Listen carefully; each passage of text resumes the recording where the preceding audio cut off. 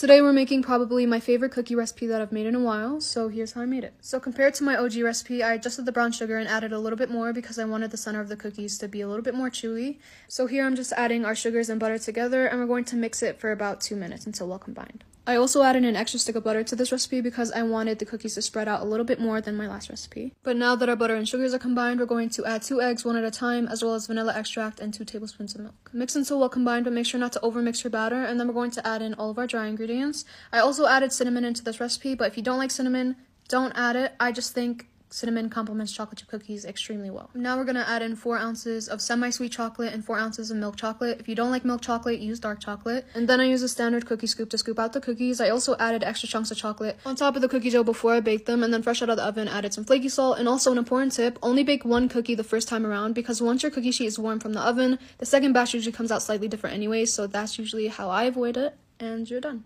This is msakhan. It's my favorite Palestinian dish, and you have to give it a try. I'm gonna submerge this entire pan of onions with some olive oil, and when you think there's enough, just keep on going. And we're gonna hit it with a spice mix called sab'a baharat. It has cinnamon, cumin, coriander, allspice, black pepper, salt, and a good amount of cardamom. And then the star of this entire dish is gonna be samma, aka sumac, which is a dried berry that's very acidic. And just like the olive oil, you wanna measure this with your heart. The game is low and slow. We're gonna cook this until they're almost a jam. Slab off some leg quarters with some olive oil. I'm gonna hit these with the rest of our baharat. Then I'm gonna hit them with more samma, lay them skin side down and cover the bottom with some more olive oil. And now as the pan is still cold, I'm gonna turn the heat onto a high. Then they start to develop some color on the bottom. Without flipping them, this is going into the oven at 350. On some bread, we're gonna lay out our gorgeous onions. Then we're gonna do a nice layer of toasted pine nuts. Then last but not least, our perfectly cooked chicken. And I like to finish with cilantro so we're healthy. We're gonna snag a nice soaked piece of bread, some of the juiciest chicken you'll ever have, and a pile of onions. And as always, now bismillah.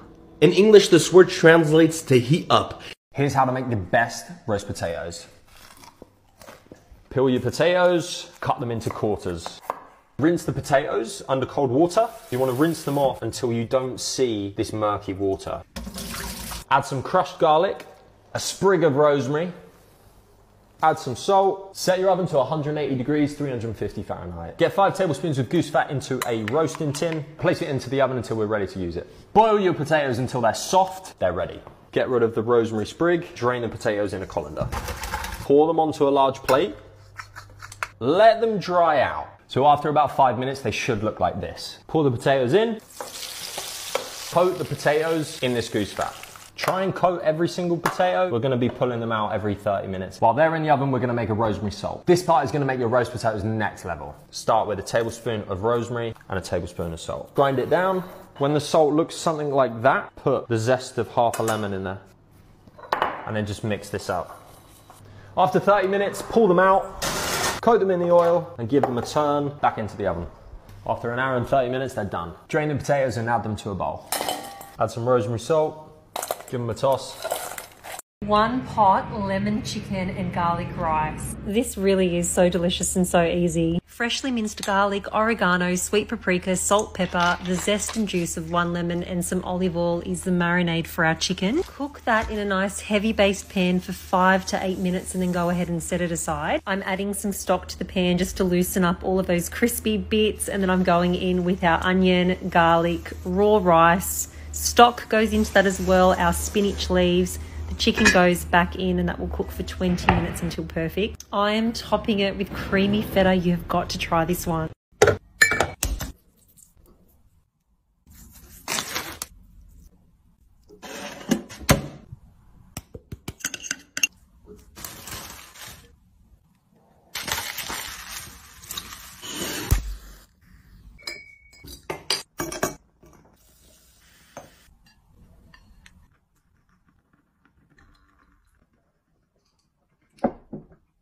Today we're making a staple comfort meal, but with a little twist. We're going to be making pesto chicken pot pie. It's the perfect weekend dinner. It's so flavorful and has amazing texture as well. So here's how you make it. Making sure to poke some holes, season your chicken breast or thighs with salt, pepper, and Cajun seasoning on both sides. We're going to cook the chicken in a Dutch oven with olive oil for about 6 minutes per side or until fully cooked. And you're going to remove your cooked chicken from the pan and shred it using a fork or a stand mixer. In these clips, I'm using a regular pan, but you're going to see further along in the video that I switched to a Dutch oven because it wasn't big enough, so don't make the same mistake that I made. But once your chicken is shredded and fully cooked, we're going to add our pesto into our shredded chicken. Make sure everything is nice and evenly coated, and we're going to set it to the side. In the same Dutch oven with our chicken removed, we're going to melt 5 tablespoons of butter over medium heat. We're going to add our cubed potatoes as well as our diced onion and saute until translucent. After you've sauteed that, go ahead and add your minced garlic, celery, carrot, thyme, parsley, red pepper flakes, garlic powder, onion powder, cayenne, salt, and black pepper. And we're going to stir well, saute for about 3 to 5 minutes. Now we're going to add 3 more tablespoons of butter in our skillet with the rest of our ingredients, and we're going to stir in our all-purpose flour to create a roux, and we're going to cook down our flour for about 3 more minutes. Now gradually pour in your chicken broth, then add your heavy cream and stir until combined. We're going to add our shredded chicken and bouillon cube to our Dutch oven, stirring to distribute everything evenly. We're going to let our sauce simmer until thickened on medium heat. It really shouldn't take that long. And then we're going to reduce the heat to low, and we're going to simmer for about 15 more minutes. Lastly, taste your filling and see if you'd like to adjust the seasonings at all. I'm a firm believer that cooking is a personal experience and not everybody is going to like the same amount of seasoning. So go ahead and taste it and adjust it the way that you would like. And then you're going to throw in your peas and stir. Now in your baking dish, you're going to place 1 sheet of slightly thawed puff pastry into the bottom of the dish, pour in your filling, and then you're going to cover the filling with another sheet of puff pastry. Seal the edges of your pie, and we're going to cut a few slits on the top of the pastry to allow steam to escape. Brush on your egg wash, and we're going to bake at 400 for about 30 to 35 minutes. Add garnish, and you're done. Here's how to feed your family for $25. But this time, I'm taking you to the store with me.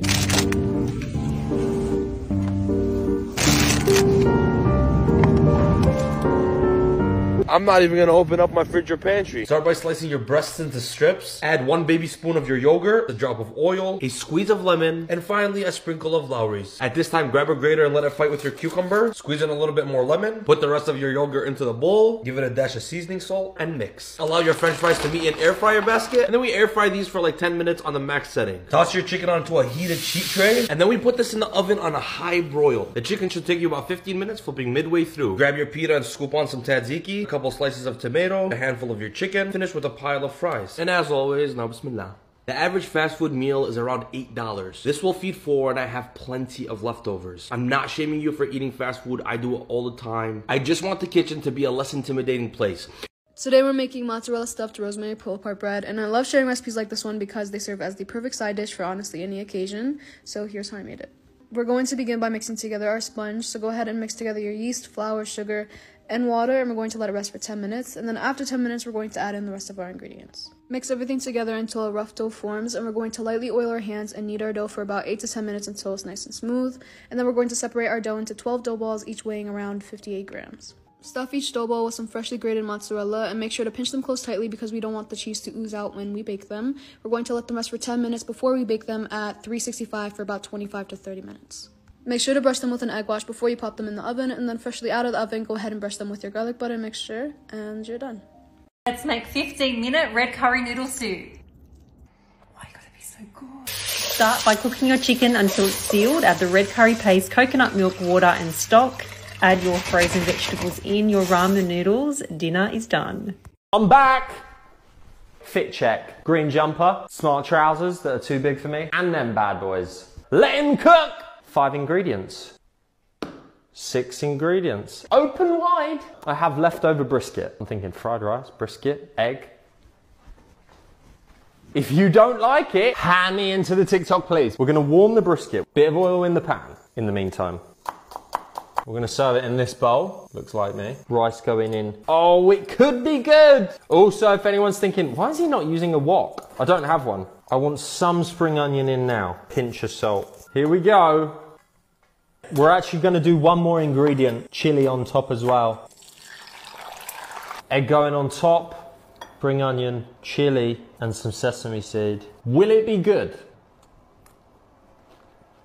Quite literally game changer.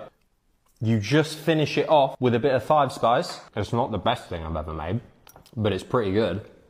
This is 30 days of family dinners on a budget. We are up to day 27 and I'm making these quick and easy loaded burger bowls. Yes, it's a burger in a bowl, wrong in concept, but so delicious to eat. This meal is less than $5 per serve, and aside from the fact that I'm saving money by not eating out, I love the fact that I know exactly what is in these. The sauce with this is another level, and everything can be prepared in advance. You can cook the beef and the potatoes, reheat them when needed, and have the salads washed and ready to go, making this a great meal to throw together on those days that are extra busy. Save this for when you next need some fun family dinner inspo. You'll love it. Chicken salad with creamy peanut dressing. Yum. Start with your red and white cabbage, and then you're going to add some cucumber and spring onion too. I'm now adding some poached chicken and shredded carrot. I love edamame to top it off. The dressing is so easy. It's 1 tablespoon each of peanut butter, tamari or soy sauce, sesame oil, sweet chili, and lime juice. Add a drop of water to thin it out, give it a whisk, and it's ready to go. Drizzle the sauce all over your salad. I like to top it with crispy shallots and sesame seeds. Seriously good.